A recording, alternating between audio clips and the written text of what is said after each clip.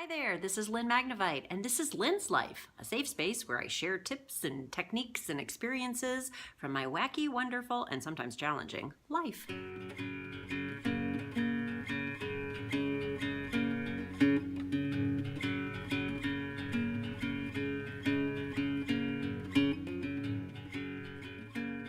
Today I want to talk to you about something that just happened to me.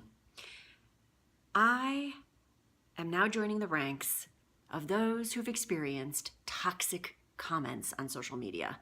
That toxic area where people feel that they can share ill-informed, misguided, mean-spirited, angry, and passionate comments just because they can, because there's an open forum. As a volunteer board member for a nonprofit organization, we recently had to make a really difficult decision to cancel a long-time beloved community event. It wasn't an easy decision, believe me, but we had to make it.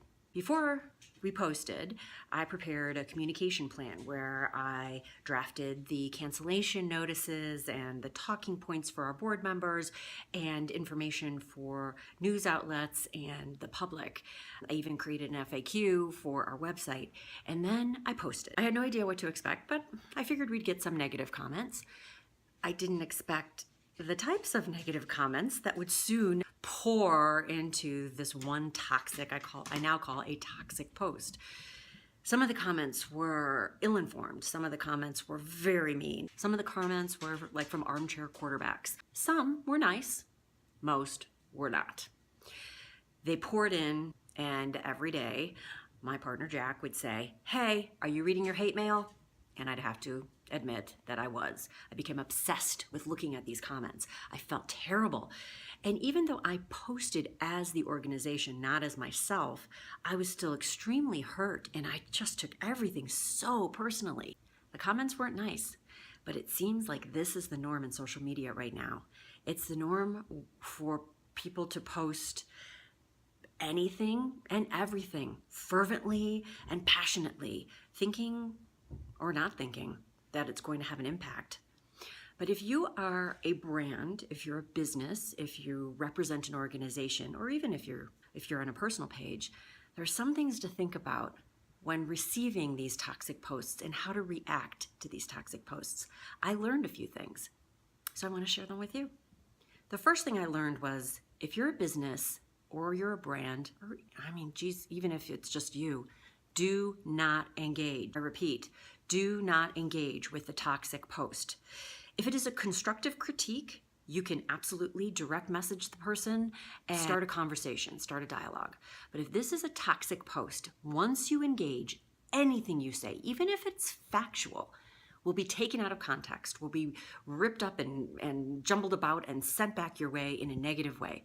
It will look like you are defensive even when you're just telling the truth. Just let it be. Brené Brown, one of my favorite writers and speakers, has a quote. She says, "Do not try to win over the haters. You are not a jackass whisperer." I love that quote. Brené Brown also says, "If you aren't in the arena also getting your ass kicked, I'm not interested in your feedback." So number 2 is, look at the comments, look at the posters. If these are people who are in your arena, if they are contributing, if they are participating, if they're supporting you financially or volunteering or customers, then take a look at that comment and talk to them separately. But if these are people you've never seen before, never heard of before, aren't in your space, or you know them but they've never participated or don't support you, let it be. Leave them alone, dismiss it. It's not worth the energy. It really isn't. Number 3, stay on message. Develop a communication plan. Write out the press release. Write out talking points for your team or your staff or your colleagues. Make sure that everybody uses those talking points when talking to the public, not engaging in the post, but when they're talking to the public or your customers or just friends or family. Make sure everybody stays on message. Create a list of frequently asked questions, some FAQs that you can post on your website. But everybody needs to use the same information, stay on message, repeat, repeat, repeat, and then that message will get across. People will still ask you, why? Why did this happen? Why are you doing this? What's going on? You need to tell us the truth. Stay on message. Number 4, which could actually be number 1, is ask for professional guidance. We had some incredible supports from some marketing experts who helped guide us as we created our messaging and who answered questions throughout the process. This will help you feel supported. It will make you feel validated that you're on the right track, and they will keep you from engaging when you really, really want to reply to somebody. They will help you to stay away from commenting.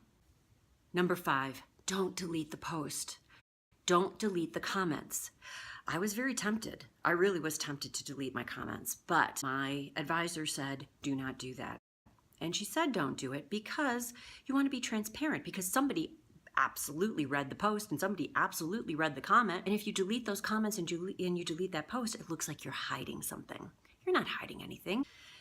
If you really need to delete a post or delete a comment, you should only do so if you publicly say that you have a policy to delete offensive language or anything offensive. But otherwise, you got to keep it up there. And number 6, internally review the information. So what I did was I created a spreadsheet of all of the Facebook comments, all of the negative emails, all of the newsletter comments, and any phone calls we received from our cancellation. I put them in a spreadsheet and then reviewed them for any trends. If it's all a mixed bag, then you just know that people just want to vent. If you're noticing trends in something, you may have a gap in communication, you may have a gap in perception of who you are or who your organization is, so you kind of need to address it in a different way. My experience wasn't pleasant, and I imagine if you've gone through this, your experience wasn't pleasant. But it's really and truly how you react to the situation that fuels the incident.